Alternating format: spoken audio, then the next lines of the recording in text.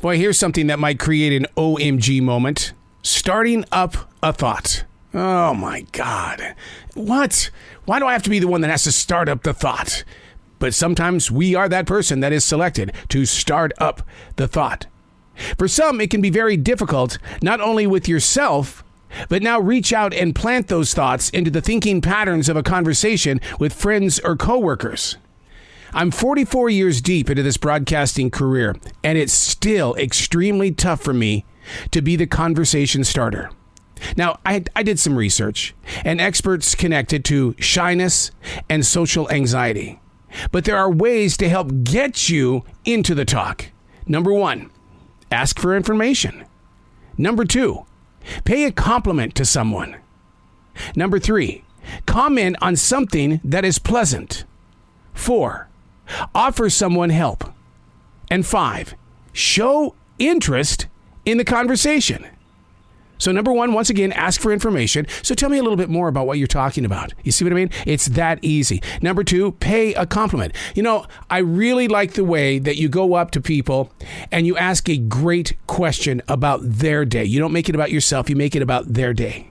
Number 3, comment on something that is pleasant.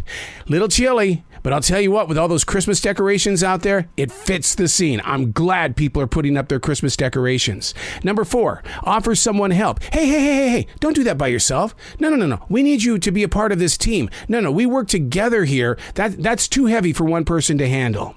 And number 5, show interest. Did you really do that?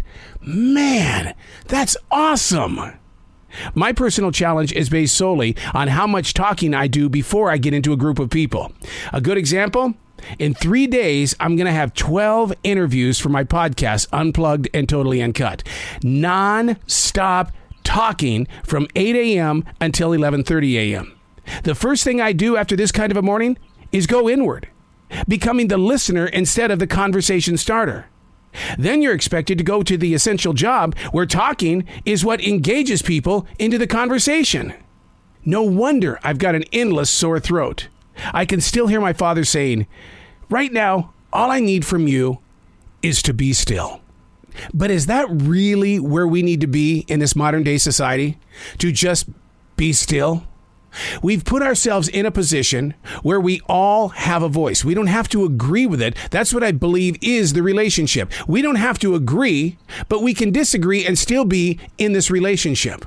That's what they say marriage is. It's like you bring two sides together and you work things out. But starting that conversation, I can stand there at the essential job and not say a word for 20 minutes, and people probably think, what a jerk. He won't even say hello to me. And yet, I know for a fact that my body language, my eyes, everything says, how are you doing, without physically saying words. How do you get into a conversation? Do you want to get into a conversation? And being that silent one, don't you think that can create fear for others because they don't know where you are in thought? Just something to think about. I'm Arrow, and that's what I was writing while the sun was waking up on a brilliant new day.